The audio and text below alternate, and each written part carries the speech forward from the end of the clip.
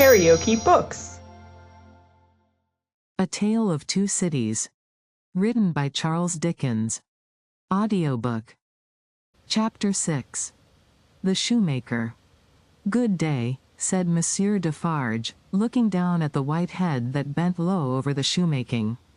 It was raised for a moment, and a very faint voice responded to the salutation, as if it were at a distance. "Good day. You are still hard at work, I see?" After a long silence, the head was lifted for another moment, and the voice replied, "Yes, I am working." This time, a pair of haggard eyes had looked at the questioner, before the face had dropped again. The faintness of the voice was pitiable and dreadful. It was not the faintness of physical weakness, though confinement and hard fare no doubt had their part in it. Its deplorable peculiarity was, that it was the faintness of solitude and disuse. It was like the last feeble echo of a sound made long and long ago. So entirely had it lost the life and resonance of the human voice, that it affected the senses like a once beautiful color faded away into a poor weak stain. So sunken and suppressed it was, that it was like a voice underground. So expressive it was, of a hopeless and lost creature, that a famished traveler, wearied out by lonely wandering in a wilderness, would have remembered home and friends in such a tone before lying down to die. Some minutes of silent work had passed, and the haggard eyes had looked up again, not with any interest or curiosity, but with a dull mechanical perception, beforehand, that the spot where the only visitor they were aware of had stood, was not yet empty. "I want," said Defarge, who had not removed his gaze from the shoemaker, "to let in a little more light here." "You can bear a little more?" The shoemaker stopped his work, looked with a vacant air of listening, at the floor on one side of him, then similarly, at the floor on the other side of him, then, upward at the speaker. "What did you say? You can bear a little more light?" "I must bear it, if you let it in," laying the palest shadow of a stress upon the second word. The opened half-door was opened a little further, and secured at that angle for the time. A broad ray of light fell into the garret, and showed the workman with an unfinished shoe upon his lap, pausing in his labor. His few common tools and various scraps of leather were at his feet and on his bench. He had a white beard, raggedly cut, but not very long, a hollow face, and exceedingly bright eyes.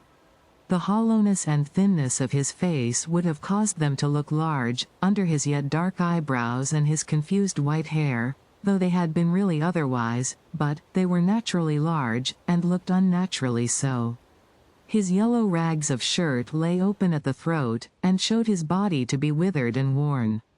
He, and his old canvas frock, and his loose stockings, and all his poor tatters of clothes, had, in a long seclusion from direct light and air, faded down to such a dull uniformity of parchment yellow, that it would have been hard to say which was which. He had put up a hand between his eyes and the light, and the very bones of it seemed transparent. So he sat, with a steadfastly vacant gaze, pausing in his work. He never looked at the figure before him, without first looking down on this side of himself, then on that, as if he had lost the habit of associating place with sound. He never spoke, without first wandering in this manner, and forgetting to speak. "Are you going to finish that pair of shoes today?" asked Defarge, motioning to Mr. Lorry to come forward. "What did you say? Do you mean to finish that pair of shoes today?" "I can't say that I mean to. I suppose so. I don't know." But the question reminded him of his work, and he bent over it again. Mr. Lorry came silently forward, leaving the daughter by the door. When he had stood, for a minute or two, by the side of Defarge, the shoemaker looked up. He showed no surprise at seeing another figure, but the unsteady fingers of one of his hands strayed to his lips as he looked at it. His lips and his nails were of the same pale lead color, and then the hand dropped to his work, and he once more bent over the shoe. The look and the action had occupied but an instant. "You have a visitor, you see," said Monsieur Defarge. "What did you say?" "Here is a visitor." The shoemaker looked up as before, but without removing a hand from his work. "Come," said Defarge. "Here is Monsieur, who knows a well-made shoe when he sees one. Show him that shoe you are working at. Take it, Monsieur." Mr. Lorry took it in his hand. "Tell Monsieur what kind of shoe it is, and the maker's name." There was a longer pause than usual, before the shoemaker replied. "I forget what it was you asked me." "What did you say?" "I said, couldn't you describe the kind of shoe, for Monsieur's information?" "It is a lady's shoe. It is a young lady's walking shoe. It is in the present mode." "I never saw the mode. I have had a pattern in my hand." He glanced at the shoe with some little passing touch of pride. "And the maker's name?" said Defarge. Now that he had no work to hold, he laid the knuckles of the right hand in the hollow of the left, and then the knuckles of the left hand in the hollow of the right, and then passed a hand across his bearded chin, and so on in regular changes, without a moment's intermission. The task of recalling him from the vagrancy into which he always sank when he had spoken, was like recalling some very weak person from a swoon, or endeavoring, in the hope of some disclosure, to stay the spirit of a fast-dying man. "Did you ask me for my name?" "Assuredly I did." 105, North Tower. "Is that all?" 105, North Tower. With a weary sound that was not a sigh, nor a groan, he bent to work again, until the silence was again broken. "You are not a shoemaker by trade?" said Mr. Lorry, looking steadfastly at him. His haggard eyes turned to Defarge as if he would have transferred the question to him, but as no help came from that quarter, they turned back on the questioner when they had sought the ground. "I am not a shoemaker by trade?" "No, I was not a shoemaker by trade.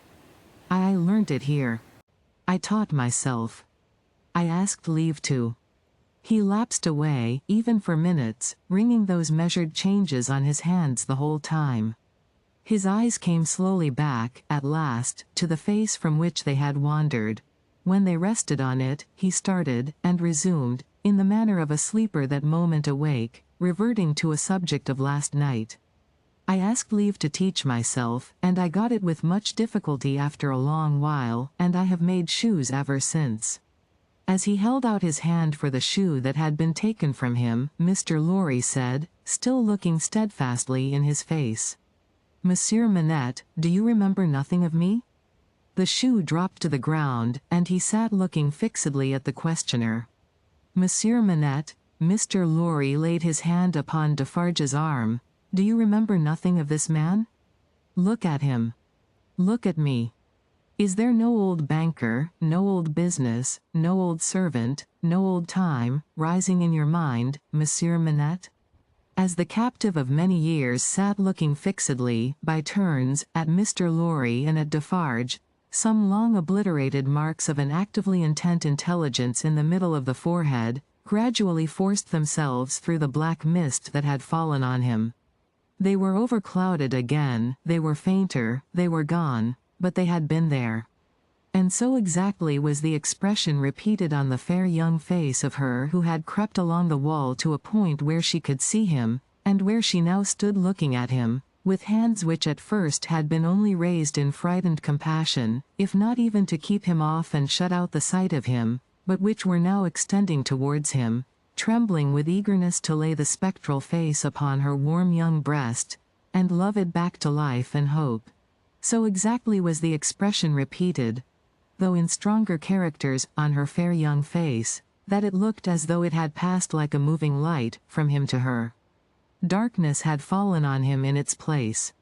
He looked at the two, less and less attentively, and his eyes in gloomy abstraction sought the ground and looked about him in the old way. Finally, with a deep long sigh, he took the shoe up, and resumed his work. "Have you recognized him, monsieur?" asked Defarge in a whisper. "Yes, for a moment. At first I thought it quite hopeless, but I have unquestionably seen, for a single moment, the face that I once knew so well." "Hush. Let us draw further back." "Hush." She had moved from the wall of the garret, very near to the bench on which he sat. There was something awful in his unconsciousness of the figure that could have put out its hand and touched him as he stooped over his labor. Not a word was spoken, not a sound was made. She stood, like a spirit, beside him, and he bent over his work. It happened, at length, that he had occasion to change the instrument in his hand, for his shoemaker's knife. It lay on that side of him which was not the side on which she stood. He had taken it up, and was stooping to work again, when his eyes caught the skirt of her dress. He raised them, and saw her face. The two spectators started forward, but she stayed them with a motion of her hand. She had no fear of his striking at her with the knife, though they had.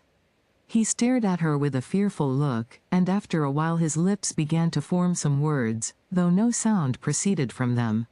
By degrees, in the pauses of his quick and labored breathing, he was heard to say, "What is this?" With the tears streaming down her face, she put her two hands to her lips, and kissed them to him, then clasped them on her breast, as if she laid his ruined head there. "You are not the jailer's daughter?" She sighed, "No." "Who are you?" Not yet trusting the tones of her voice, she sat down on the bench beside him. He recoiled, but she laid her hand upon his arm. A strange thrill struck him when she did so, and visibly passed over his frame. He laid the knife down softly, as he sat staring at her. Her golden hair, which she wore in long curls, had been hurriedly pushed aside, and fell down over her neck. Advancing his hand by little and little, he took it up and looked at it. In the midst of the action he went astray, and, with another deep sigh, fell to work at his shoemaking. But not for long. Releasing his arm, she laid her hand upon his shoulder. After looking doubtfully at it, 2 or 3 times, as if to be sure that it was really there, he laid down his work, put his hand to his neck, and took off a blackened string with a scrap of folded rag attached to it.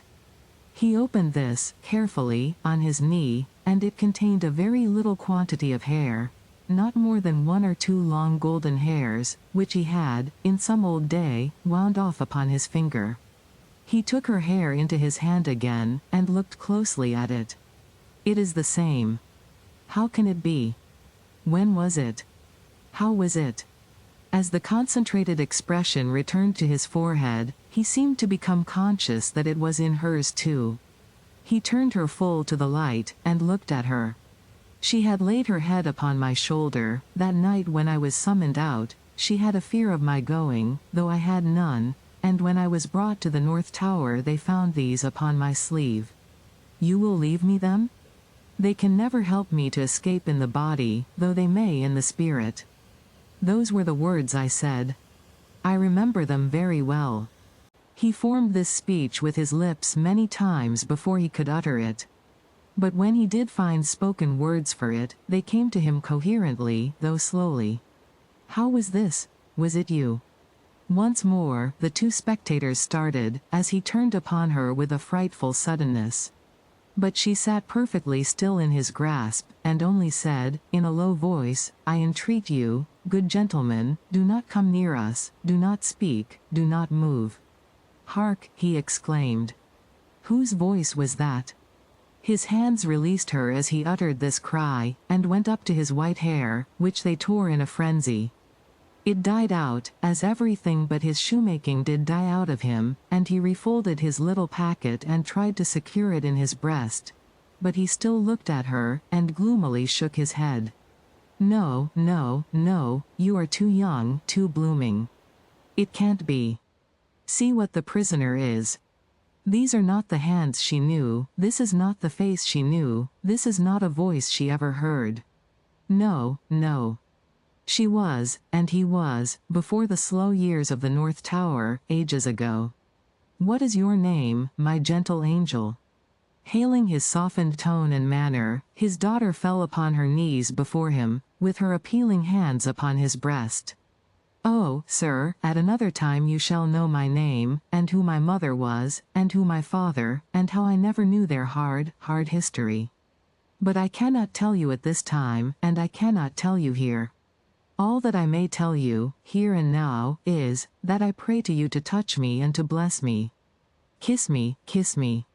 "Oh, my dear, my dear." His cold white head mingled with her radiant hair, which warmed and lighted it as though it were the light of freedom shining on him. "If you hear in my voice, I don't know that it is so, but I hope it is. If you hear in my voice any resemblance to a voice that once was sweet music in your ears, weep for it, weep for it.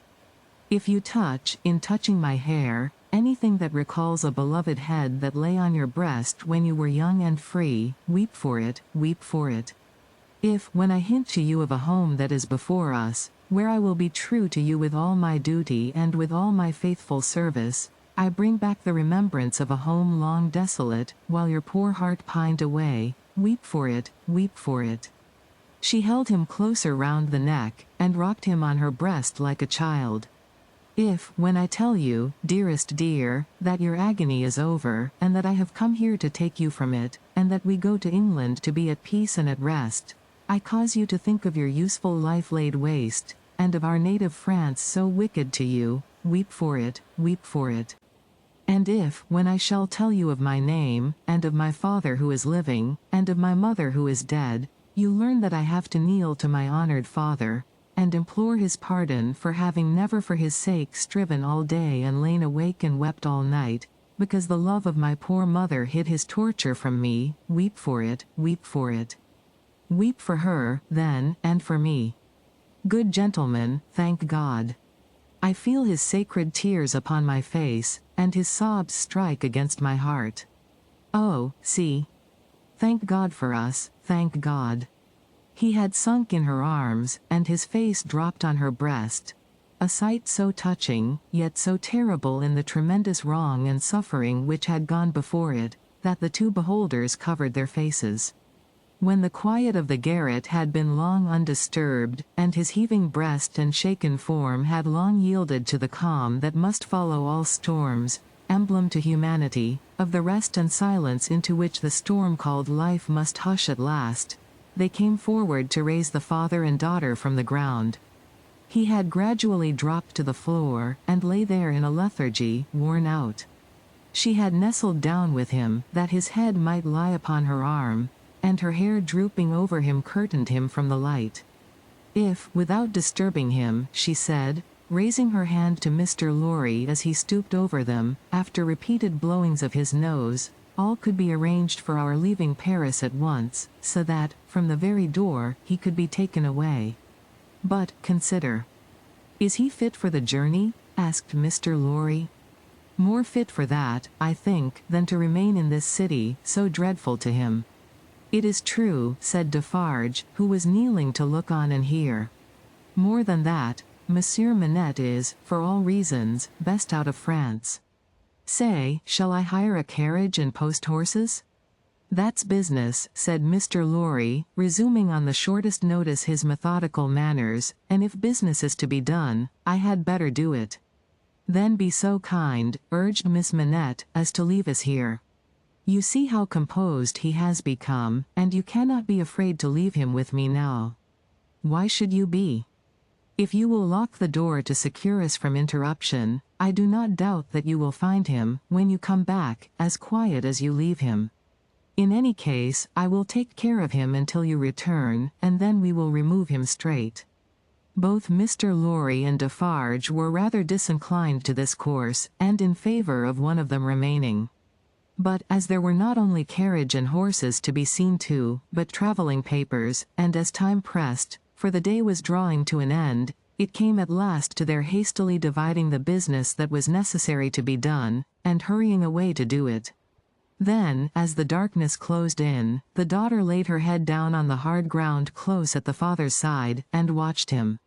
The darkness deepened and deepened, and they both lay quiet, until a light gleamed through the chinks in the wall. Mr. Lorry and Monsieur Defarge had made all ready for the journey, and had brought with them, besides travelling cloaks and wrappers, bread and meat, wine, and hot coffee. Monsieur Defarge put this provender, and the lamp he carried, on the shoemaker's bench. There was nothing else in the garret but a pallet bed, and he and Mr. Lorry roused the captive, and assisted him to his feet. No human intelligence could have read the mysteries of his mind, in the scared blank wonder of his face. Whether he knew what had happened, whether he recollected what they had said to him, whether he knew that he was free, were questions which no sagacity could have solved.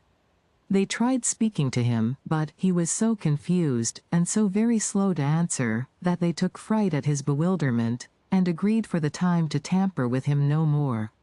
He had a wild, lost manner of occasionally clasping his head in his hands, that had not been seen in him before, yet he had some pleasure in the mere sound of his daughter's voice, and invariably turned to it when she spoke. In the submissive way of one long accustomed to obey under coercion, he ate and drank what they gave him to eat and drink, and put on the cloak and other wrappings that they gave him to wear. He readily responded to his daughter's drawing her arm through his, and took, and kept, her hand in both his own. They began to descend, Monsieur Defarge going first with the lamp, Mr. Lorry closing the little procession. They had not traversed many steps of the long main staircase when he stopped, and stared at the roof and round at the walls.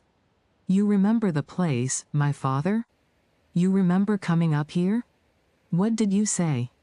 But before she could repeat the question, he murmured an answer as if she had repeated it. "Remember? No, I don't remember. It was so very long ago." That he had no recollection whatever of his having been brought from his prison to that house was apparent to them. They heard him mutter 105 North Tower, and when he looked about him, it evidently was for the strong fortress walls which had long encompassed him. On their reaching the courtyard he instinctively altered his tread, as being in expectation of a drawbridge, and when there was no drawbridge, and he saw the carriage waiting in the open street, he dropped his daughter's hand and clasped his head again. No crowd was about the door, no people were discernible at any of the many windows, not even a chance passer-by was in the street. An unnatural silence and desertion reigned there. Only one soul was to be seen, and that was Madame Defarge, who leaned against the door-post, knitting, and saw nothing. The prisoner had got into a coach, and his daughter had followed him, when Mr. Lorry's feet were arrested on the step by his asking, miserably, for his shoemaking tools and the unfinished shoes. Madame Defarge immediately called to her husband that she would get them, and went, knitting, out of the lamplight, through the courtyard. She quickly brought them down and handed them in, and immediately afterwards leaned against the door-post, knitting, and saw nothing. Defarge got upon the box, and gave the word, to the barrier. The postilion cracked his whip, and they clattered away under the feeble over-swinging lamps. Under the over-swinging lamps, swinging ever brighter in the better streets, and ever dimmer in the worse, and by lighted shops, gay crowds, illuminated coffee-houses, and theatre doors, to one of the city gates. Soldiers with lanterns at the guard-house there. "Your papers, travellers. See here then, monsieur the officer," said Defarge, getting down, and taking him gravely apart, "these are the papers of monsieur inside, with the white head. They were consigned to me, with him, at the—" He dropped his voice, there was a flutter among the military lanterns, and one of them being handed into the coach by an arm in uniform, the eyes connected with the arm looked, not an every-day or an every-night look, at monsieur with the white head. "It is well. Forward, from the uniform. Adieu, from Defarge." And so, under a short grove of feebler and feebler over-swinging lamps, out under the great grove of stars. Beneath that arch of unmoved and eternal lights, some, so remote from this little earth that the learned tell us it is doubtful whether their rays have even yet discovered it, as a point in space where anything is suffered or done, the shadows of the night were broad and black. All through the cold and restless interval, until dawn, they once more whispered in the ears of Mr. Jarvis Lorry, sitting opposite the buried man who had been dug out, and wondering what subtle powers were forever lost to him, and what were capable of restoration, the old inquiry, "I hope you care to be recalled to life?" And the old answer, "I can't say." The end of the first book. If you liked what you heard, please subscribe to the channel.